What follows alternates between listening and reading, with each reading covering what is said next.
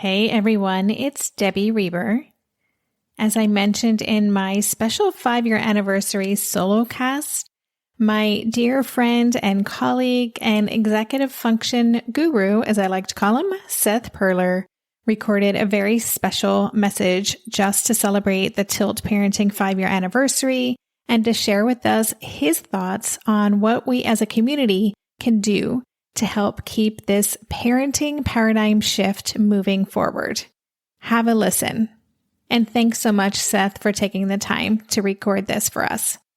I'm so grateful for the work that you do, for your friendship, and for you being a part of this community. Okay, here's Seth. Hello, Debbie Reber. Thank you so much for asking me to celebrate this special occasion with you today, 5 years of your podcast. It is an honor that you have asked me to share some of my thoughts on this special edition of your podcast today. And I want to thank you, Debbie Reber, for everything you contribute to the world of parenting and kids and to the world in general. You're an amazing person, and thank you so much for how you show up in the world and what you bring to the world and all of the effort and time and energy and heart that you put into sharing your message with the world. So thank you, Debbie Reber. So, Debbie, you asked me this question, to respond to this question. What can we all do to keep this paradigm shift to one of more inclusion for neurodivergent children moving forward? So how can we keep the paradigm shift moving forward? Well, I have 6 points that I want to cover today. I really thought about this for everybody listening. I put a lot of energy and time into this and really thought about, this is an excellent question. What can we do? And here are the 6 things that I think we can do. Number 1 thing that we can do is remember the why. Why are we here? Why are we doing education in the first place? Why do we teach kids? Why do we have school? And there's this great quote that I'm sure you've heard from Rob Siltonen, not Steve Jobs, technically. And it goes, here's to the crazy ones, the misfits, the rebels, the troublemakers, the round pegs in the square holes, the ones who see things differently. They're not fond of rules, and they have no respect for the status quo. You can quote them, disagree with them, glorify or vilify them. About the only thing you can't do is ignore them because they change things. They push the human race forward. And while some may see them as the crazy ones, we see genius. Because the people who are crazy enough to think they can change the world are the ones who do. And our neurodivergent kids are these people. They are so important. We need them. We need to educate them in terms of helping them become who they are.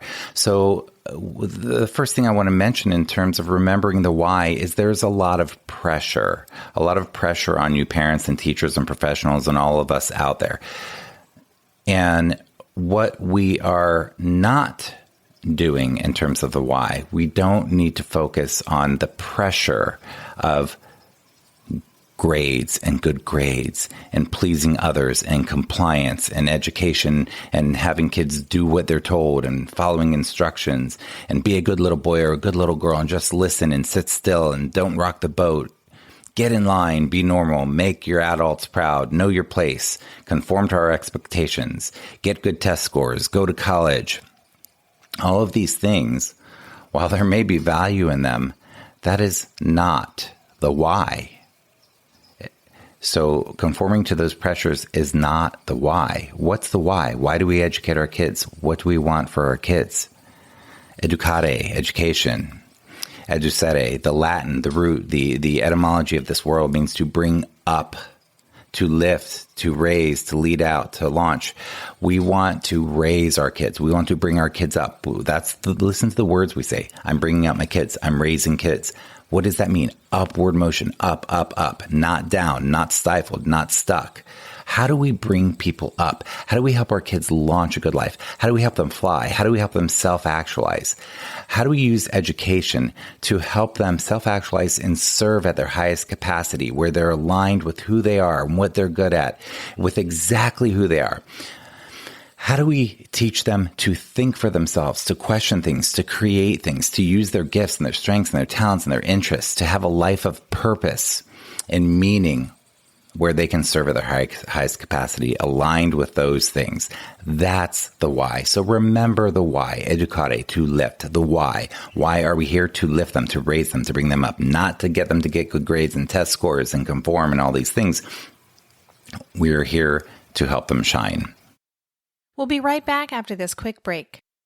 During this month of planning and organization for big transitions, rhythms and routines have been absolutely essential for our physical and emotional well-being. So Green Chef nights are reliably and predictably a good night. We know the ingredients will be fresh and prepped, the instructions easy to follow, and the meal delicious. We're all still talking about last week's turkey tacos with mango chimichurri sauce, refried beans, and Monterey Jack cheese. Green Chef contributes to a healthy lifestyle with easy and delicious menus like fresh seasonal salads and green bowls. And with over 80 weekly meal and market options, plus rotating options to suit a variety of lifestyles, whether Mediterranean, plant-based, calorie-smart, keto, protein-packed, gluten-free, there are always plenty of options to choose from. Whatever you select, you'll get farm-fresh ingredients, organic whole fruits and veggies, and premium proteins, all delivered straight to your door. I love those 4 words. Straight to my door. Oh, and one more thing I love about Green Chef, they have an app, which means it's easy to manage meal preferences and delivery from your phone if you want to. And I, for one, want to. I am in that mode where I'm making the most of little moments like waiting in line at the pharmacy or for the F train to pull into the station to tackle all of those to-dos. So the convenience of an app is key for me. Green Chef has a special offer for Tilt listeners. Go to greenchef.com/tilt50 and use code TILT50 to get 50% off plus 20% off your next 2 months. That's 50% off plus 20% off your next 2 months when you use the code TILT50 at greenchef.com/tilt50. Maybe I've watched too many seasons of The Amazing Race, but every time I have to go somewhere on the subway, I treat it like a competition. It's all about making the right gut decisions about which route will get me there the fastest. Sometimes those decisions get me where I'm going early, and other times my gambles don't really pay off. Probiotics can't help with most gut decisions, but if your gut needs a little support, Ritual has your back. Their Synbiotic Plus, a 3-in-1 supplement, has clinically studied prebiotics, probiotics, and a postbiotic to support a balanced gut microbiome. I've been using Synbiotic Plus for about 6 months now, and it's become a core part of my morning routine. I take the mini capsule every morning while making my way through my inbox, whether I'm at home or I'm on the road, because it doesn't need to be refrigerated. And the capsule itself is delayed released, which helps it survive the harsh conditions of the upper GI tract for delivery to the colon, and that's exactly where we want it to go. Ritual invested in a study modeling the human colon, which showed that Synbiotic Plus significantly increased microbial diversity and the growth of beneficial bacteria. There's no more shame in your gut game. Synbiotic Plus and Ritual are here to celebrate, not hide your insides. Get 25% off your first month for a limited time at ritual.com/tilt. Start Ritual or add Synbiotic Plus to your subscription today. That's ritual.com/tilt for 25% off. Number 2, the can't and the won't. What can we do to keep the paradigm moving forward? Remember the can't and the won't. See, what happens is that a lot of these neurodiverse kids are misunderstood, and they are seen as that they won't conform. They won't do what they're told. They're being lazy. They're not trying hard enough. They don't care or whatever. They're often misunderstood as that they won't do certain things when in fact they often can't. And when they can't do certain things, they're being asked to do. Our job, if we want to keep the paradigm moving forward, is to create systems and supports and education that looks at the can't and says, how can we help them? Not how can they try harder to conform to us? How can we conform to their legitimate needs to help them get what they need in order to have a great life? So remember, there's an important distinction between the can't and the won't. Number 3, question everything. If we want to keep moving forward, we need to question everything. So there's a quote, once in a while, it really hits people that they don't have to experience the world in the way they've been told to, by Alan Keeley. We don't have to experience the world in the way we've been told to. So the way schools are set up, we have grown up in the world seeing them how they are, and it seems like that's the only way. But imagine there was no such thing as school ever. It had never been invented. What would you do to create it? If grades didn't exist, grade levels didn't exist, subjects didn't exist, what subjects would you create? Would you do it by subject? What would you do to create schools or education or something to raise our kids up? Now, how can we question everything? Well, I think it's important for us to question everything in the education system, to question grades, to question grade levels, to question how the system's set up. But when we think about these things, I think it's important for us to work backwards. And what I mean by that is this. What do we want school to do? Well, like I said before, I want it to teach kids how to think for themselves, how to question things, how to create, how to be self-learners, things like that. So, and what do we all want for our kids? Well, the thing I've heard more than anything is parents say, I just want my kid to be happy. I just want my kid to be successful. What the heck does that mean? We want our kids to be happy, healthy, and successful. We need to think, what does that mean? What does it look like when a child is grown up and they're happy, healthy, and successful and contributing member of society? They're serving, they're aligned with who they are. What does that look like? And then we can reverse engineer and see, well, how can we design educational approaches that can help them be that happy, healthy, contributing, successful people. That's what we all want. Question everything is number 3. Question everything. Pretend none of this existed. When you get a gut feeling something's off, it probably is. Question it. Number 4, speak up. Martin Luther King Jr. said, our lives begin and end the day we become silent about the things that matter. And a lot of times parents and teachers are shushed, are told, we've got this, are told your voice really is not that important. And it's hard to stand up to big power and speak what seems like a little voice, but we have to do this. Well, how do we speak up? How do we advocate for our kids? How do we do this? We got to be the squeaky wheel. Well, connect with each other, make grassroots groups, make clubs, connect with like-minded people, create meetups, be the squeaky wheel, speak up, connect with others, take action now, literally now, stop the car, stop the podcast, whatever. What can you do to connect with people and raise the vibration, raise the voice, and to speak up? Connect and speak up. Number five, Debbie talks about this a lot. Do our own deep inner work. If we want to move the paradigm forward, we've all got stuff. We've all got dysfunction, maladaptive patterns, things we've grown up with that are not working. The problem is we don't always do our deep inner work and we don't always question those things. But if we really want to help our kids, it's so important that we address our own traumas and things like this. So Abraham Maslow said, what is necessary to change a person is to change his awareness of himself. So whatever your deep inner work is, your meditation, your prayer, your journaling, your therapy, your support groups, your reading books from people who inspire you, what can we do to do our own deep inner work, to work with our challenges, our things that are often really hard to work with, but once we do, it models it to the kids, it helps us be better for the kids, it really helps them. I can't say enough about this. Do our own deep inner work, the challenging work. We'll be right back after this quick break. Number 6, the last one. Let me review these before I do this. Number 1 was remember the why, to lift, to raise so that they can launch. Number 2, the can't and the won't. We need to know when it's a can't and when it's a won't, and help our kids compassionately, empathetically with the can't. Number 3, question everything.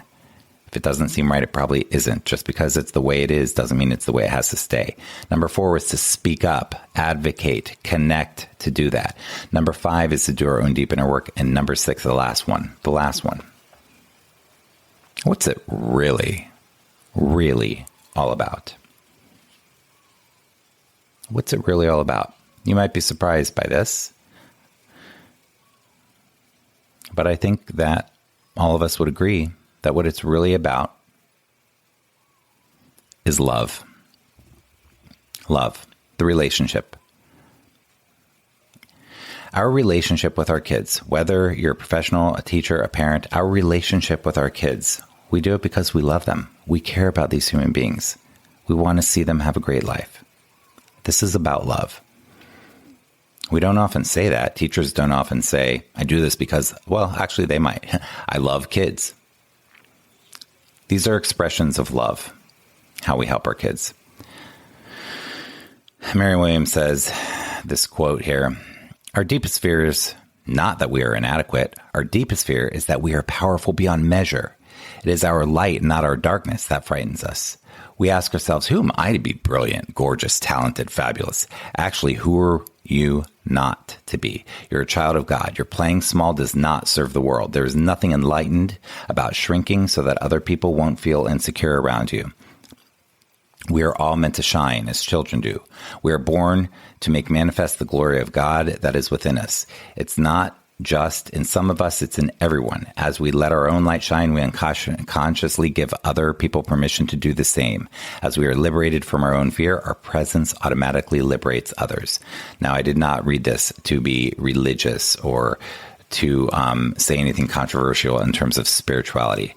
I read this because of love, and I think it's a fantastic expression of love, of that we love our kids. We don't want them to play small.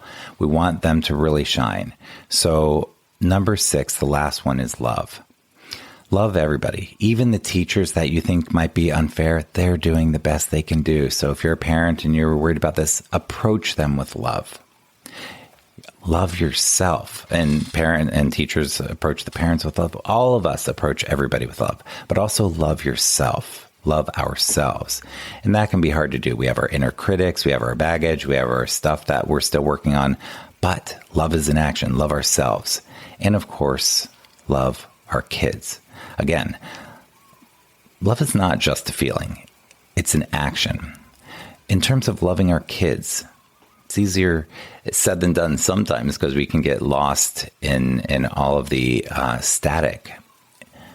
But loving our kids, what I want to say about that is to remember to play, to laugh, to joke, to connect with our children, to listen to them, to daydream with them, to accept them 100% with unconditional, positive regard. Love is an act. Connect, connect, connect. Play, joy, connect. Don't forget to spend time. These kids, these neurodiverse kids, all kids, they grow up so fast.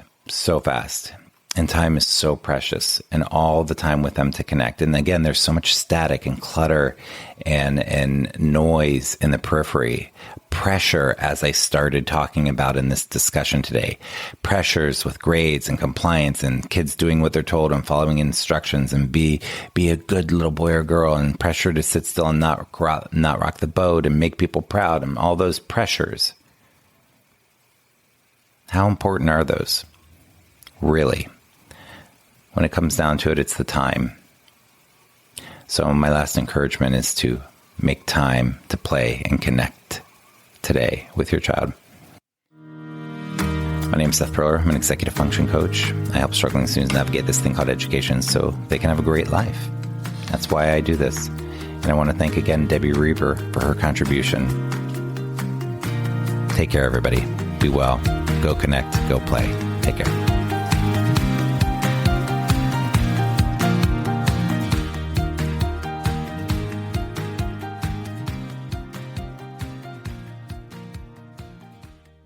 If you're a parent, I invite you to join us at the Mindful Mama podcast, where it's all about becoming a less irritable, more joyful parent.